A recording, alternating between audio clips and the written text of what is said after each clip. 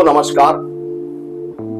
आज के हमारे खास मेहमान भारतीय जनता पार्टी प्रदेश के नवनियुक्त महामंत्री जिले के लाडले रामू जगदीश अरोड़ा जी हमारे स्टूडियो पहुंचे हैं। सबसे पहले मैं उनका स्वागत करता हूं, अभिनंदन करता हूं। सबसे पहले आपका स्वागत है और आपको बधाई भी। धन्यवाद, बहुत बहुत धन्यवाद।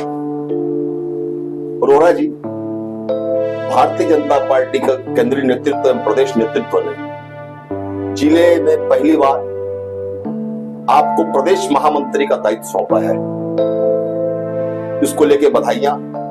निश्चित रूप से जब पद मिलता है तो चुनौतियां भी बढ़ती है। आप इस पद को लेने के बाद पार्टी के लिए आपकी क्या प्लानिंग है, क्योंकि कहीं ना कहीं आने वाले कुछ दिनों बाद लोकसभा का चुनाव है। हमारे दर्शकों को बताया आप। सबसे पहले मैं शीर्ष नेतृत्व को धन्यवाद देता हूं जिन्होंने मुझ पर विश्वास प्रकट किया है और जो उम्मीदें पार्टी की है मैं उस पर खरा उतरूंगा। धमतरी की जनता को भी धन्यवाद देता हूं जिन्होंने मुझे आज अभिनंदन किया और एक जिम्मेदारी सौंपी है कि आपको एक जिम्मेदारी प्राप्त हुई है और आप अपनी जन्मभूमि और कर्मभूमि के लिए कुछ करेंगे। धमतरी की जनता के विश्वास पर भी खरा उतरूंगा। हमारी योजना 11 की 11 लोकसभा चुनाव जीतने की है। कांग्रेस का पूरा सुपड़ा साफ करना ये हमारा काम है। जो 2-3 लोकसभा जीतते हैं उनको भी अब कांग्रेस को हटना पड़ेगा वहां से। और मैं समझता हूं आगामी लोकसभा के बाद और चुनाव है, जनपद के, नगर निगम के, नगर पालिका, नगर पंचायत के, उसमें भी हमको भारतीय जनता पार्टी की सरकारें बनानी है और उस काम में भी हमारी योजना चालू हो चुकी है। पूर्णतः भारतीय जनता पार्टी में छत्तीसगढ़ होगा, इस बिंदु पे काम करेंगे, इस विषय पे काम करेंगे, इस योजना पे काम करेंगे। आज का दिन एक विशेष और है। भारतीय जनता पार्टी जनसंघ के पितृ पुरुष, पार्टी को नई ऊंचाइयों में पहुंचाने वाले परम आदरणीय आडवाणी जी को भी भारत रत्न दिया गया है, जो भारत का सबसे बड़ा अवार्ड बोल सकते हैं या उपाधि है। इसको लेके आप क्या कहना चाहिए? बहुत गर्व का विषय है। जनता के साथ साथ सभी कार्यकर्ताओं के लिए बहुत बड़ी उपलब्धि और गर्व का विषय है कि देश के लिए अपना सारा जीवन समर्पण करने वाले, देश की सेवा करने वाले पूर्व देश के उप प्रधानमंत्री जी का आज भारत रत्न अवार्ड मिला है, भारत रत्न पुरस्कार मिला है। ये हम सब के कार्यकर्ताओं के लिए गर्व का विषय बहुत बड़ा। पार्टी को जीरो से लेकर इस मुकाम तक पहुंचाने वाले देश के उप प्रधानमंत्री माननीय लाल कृष्ण आडवाणी जी थे। पार्टी के साथ साथ उन्होंने पूरे देश की सेवा की है, अपना पूरा जीवन समर्पित किया। ऐसे व्यक्तित्व को भारत रत्न मिलता है तो जनता के लिए गर्व का विषय। भारतीय जनता में देखा जा रहा है केंद्रीय नेतृत्व हमेशा अप्रत्याशित फैसले लेते रही है। किसी भी व्यक्ति को कोई भी महत्वपूर्ण जिम्मेदारी दिया जाता है, ये सिर्फ भारतीय जनता पार्टी संभव है। जैसे कि आपको प्रदेश महामंत्री का दायित्व दिया गया, जैसे कि प्रधानमंत्री से लेके अभी जो मुख्यमंत्री मंत्रिमंडल जो गठन हुआ है, हमेशा अप्रत्याशित फैसले लेते रही है।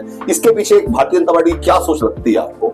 देखिए, ये संभव जो है अप्रत्याशित निर्णय, ये सिर्फ भारतीय जनता पार्टी में ही संभव है, क्योंकि भारतीय जनता पार्टी के कार्यकर्ता को भी विश्वास रहता है कि मुझे कुछ ना कुछ काम सौंपा गया है तो इसकी जवाबदारी दी गई है तो निश्चित रूप से उसको अमल करूंगा, उस नतीजे पे पहुंचाऊंगा तो एक मुकाम हासिल होता है। भारतीय जनता पार्टी ही मौका देती है। जैसे मेरे जैसे कार्यकर्ता को आज प्रदेश का महामंत्री बनाया, छोटे से कार्यकर्ता को विधायक बनाया, छोटे से कार्यकर्ता को मंत्री बने और आज प्रदेश के माननीय मुख्यमंत्री जो बने, एक सरपंच के रूप में काम करने वाले आज प्रदेश के मुख्यमंत्री बनते हैं तो ये सिर्फ भारतीय जनता पार्टी में संभव है। एक कार्यकर्ता की पुष्प फर्क होती है वो तो भारतीय जनता पार्टी में होती है। भारतीय जनता पार्टी के सामने चुनौतियां भी है। महतारी वंदन योजना, जो कि भारतीय जनता पार्टी ने काफी चुनाव में इसको हाईलाइट किया और मोदी की गारंटी, और इसके फल ये रहा कि महिला मतदाताओं ने भारतीय जनता पार्टी के पक्ष में एक तरफा मतदान किया।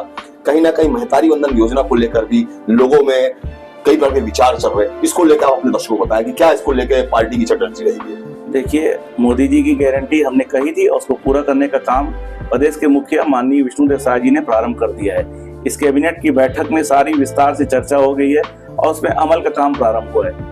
21 वर्ष की विवाहित महिलाओं को 12,000 रुपए प्रति साल देने का काम हमने जमीन पे उतारने का चालू कर दिया है, उसका पंजीयन भी प्रारंभ कर दिया है।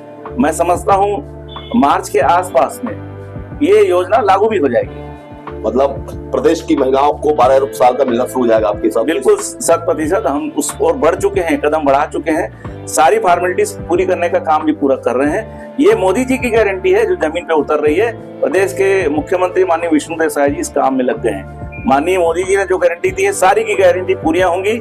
ये कांग्रेस की सरकार नहीं है 36 वादे करके भूल जाए। ये मोदी जी ने कहा है, उसको हम पूरा करेंगे। भारतीय जनता पार्टी आगामी लोकसभा चुनाव को लेकर तैयारियों में जुट गई है। भारतीय जनता पार्टी लोकसभा चुनाव में क्या हिंदुत्व के मुद्दे को लेकर जाएगी कि विकास के मुद्दे लेकर, किन मुद्दों पर भारतीय जनता पार्टी का फोकस रहेगा? विकास का मुद्दा माननीय मोदी जी ने कहा है, उस पर हम काम करते हैं। हमारी भारतीय जनता पार्टी की सरकार सभी समुदाय को लेकर काम करती है, सर्वहित करती है। हम जब योजना का लाभ देते हैं तब उससे धर्म नहीं पूछते कि आप किस धर्म के हो। यही तो विश्वास माननीय मोदी जी के ऊपर है। कांग्रेस का पिछला 5 साल का कांग्रेस का शासनकाल है, इसमें काफी भ्रष्टाचार का आरोप लगे, सिर्फ भ्रष्टाचार। कई कांग्रेस के नेता, कई अधिकारी जेल में हैं। क्या आपको लगता है कि आने वाले चुनाव में भारतीय जनता पार्टी से मुद्दा बनाएगी करप्शन को फिर से? कांग्रेस का दूसरा नाम ही भ्रष्टाचार है। अभी आप जितनी भी FIR देख लीजिए, ऐसे भ्रष्टाचार हुए हैं तो सामने आ रहे हैं। सरकार बनने के बाद हमको पता चल रहा है कई चीजों का टेंडर नहीं हुआ है, कई चीजों का काम नहीं हुआ है, उनको पैसा दे दिया गया, भुगतान कर दिया गया है कांग्रेस के कार्यकर्ताओं को। इन सब पे लगाम लगेगी और जिन्होंने भ्रष्टाचार किया उनके खिलाफ FIR होगी, चाहे वो कितना भी बड़ा व्यक्ति क्यों ना हो। भारतीय जनता पार्टी धमतरी के साथ एक दुर्भाग्य रहा है बोला जी कि भारतीय जनता पार्टी जब भी सरकार बनती है तो अगेंस्ट का MLA बनता है। धमतरी की बात है, धमतरी में आज भी विकास के मामले में धमतरी काफी पिछड़ा हुआ मानते हैं। धमतरी में medical college, engineering college, transport Nagar, Gokul Nagar, जो आज तक धमतरी वासियों की जो बहुत प्रतीक्षित मांग है वो पूरा नहीं हो पाया है। इसको लेकर आप हमारे दर्शकों को बताएं कि इसको लेकर आपका क्या प्रयास रहेगा? देखिए, मेरा प्रयास रहेगा धमतरी का विकास हो। मेरी जन्मभूमि कर्मभूमि धमतरी है, इसके प्रति मेरा ऋण है, उसका उद्धार कैसे हो, ये हमारी योजना है कि धमतरी का विकास हो। आप सभी के सहयोग से, जनता के सहयोग से धमतरी के विकास के लिए बातें रखेंगे, हम उसको अंजाम पहुंचाएंगे। धमतरी का विकास हो, मेडिकल कॉलेज है, रोड है, इंफ्रास्ट्रक्चर है, सारे अच्छे से हो जाए, धमतरी का डेवलपमेंट हो। इस 5 साल में दिखेगा आपको कांग्रेस की सरकार में कोई काम नहीं हुआ, विकास का काम नहीं हुआ, सिर्फ भ्रष्टाचार का काम हुआ। भारतीय जनता पार्टी में सिर्फ और सिर्फ विकास का काम होगा। कोई भी क्षेत्र हो, चाहे धमतरी हो चाहे सियाव हो, वहां भी विकास का काम होगा। हमेशा लोकसभा जब चुनाव की बात आती है तो आज तक धमतरी से किसी भी लोकसभा उम्मीदवार को भारतीय पार्टी टिकट उम्मीदवार नहीं बनाया है। इस बार लोगों की भावना है कि लोकसभा चुनाव में धमतरी से भारतीय जनता उम्मीदवार बनाना चाहिए। इसको लेकर आप क्या मानते हैं? देखिए, टिकट का वितरण करने का कार्य जो है संसदीय बोर्ड का, शीर्ष नेतृत्व का है। वो महासमुंद लोकसभा के अंतर्गत जहां भी हो, जिस भी विधानसभा से वो टिकट दे, और जिस कार्यकर्ता को देती है, हमारी जिम्मेदारी है संगठन की, हम उसको जिताएंगे। निश्चित रूप से कहीं ऐसे कोई मौका बनेगा तो धमतरी को भी मौका मिल सकता है, विकल्प खुले हुए हैं। संगठन और सत्ता के बीच, क्योंकि भारतीय जनता पार्टी संगठन हमेशा महत्वपूर्ण रहा है, सत्ता से ज्यादा भारतीय जनता पार्टी संगठन महत्वपूर्ण रहा है। लेकिन देखा गया कि पिछले कुछ दिनों में संगठन और सत्ता के बीच तालमेल का अभाव रहा, जिसकी परिणति रही कि जिले की 3 में से 2 सीटों पर भारतीय जनता पार्टी को हार मिली है। इसको लेकर आप क्या कहते हैं, कैसे इसको दूर करेंगे आप? नहीं, सत्ता तो हमारी थी नहीं, कांग्रेस के कार्यकाल तो चला है 5 साल। समन्वय हमेशा हमारा भारतीय जनता पार्टी संगठन सत्ता का तालमेल रहता है, और ये आज ही नहीं, सालों से देखते आ रहे हैं। जब से भारतीय जनता पार्टी की सरकारें बनी है, तालमेल के साथ काम किए हैं। परिवार बड़ा हो जाता है, मतभेद हो जाते हैं, लेकिन सब संगठित होकर कार्य करते हैं। जब भी चुनाव आते हैं या पार्टी का कोई कार्य आता है तो हम सब मिल के काम करते हैं, उस काम को पूरा करने का इंतजाम करते हैं। लोकसभा चुनाव में कांग्रेस कितनी बड़ी चुनौती मानते हैं आप? लोकसभा में कांग्रेस की कितनी चुनौती मानते हैं कि कांग्रेस के कांग्रेस? मैंने संजय जी पहले कहा कि 11 के 11 लोकसभा भारतीय जनता पार्टी जीत रही है। भारतीय जनता पार्टी 400 सीट में आ रही है, ये कांग्रेस के राष्ट्रीय अध्यक्ष ने खुद स्वीकार कर लिया है। मतलब कांग्रेस की चुनौती है ही नहीं मान? कांग्रेस है कहाँ? कांग्रेस का दूसरा नाम भ्रष्टाचार है। इन्होंने किया है, सिर्फ भ्रष्टाचार किया है। हम भ्रष्टाचार से चुनाव लड़ रहे हैं। लोगों की भावना है कि भारत में जनसंख्या नियंत्रण कानून, UCC जैसे महत्वपूर्ण मुद्दे काफी दिनों से लोगों की डिमांड है। क्या आने वाले समय भारतीय जनता पार्टी मुद्दों को पूरा करेगी? क्या लगता है आपको इसको? मोदी जी जो कहते हैं वो करते हैं। भारतीय जनता पार्टी जो संकल्प लेती है वो करती है। इसके उदाहरण 370 देख लीजिए, राम मंदिर देख लीजिए, बहुत सारे जो आपने कश्मीर का मामला देख लीजिए, जितने भी आप देखेंगे मोदी जी ने कहा है वो किया है, तो इसको भी पूरा करेंगे समय के आधार पर।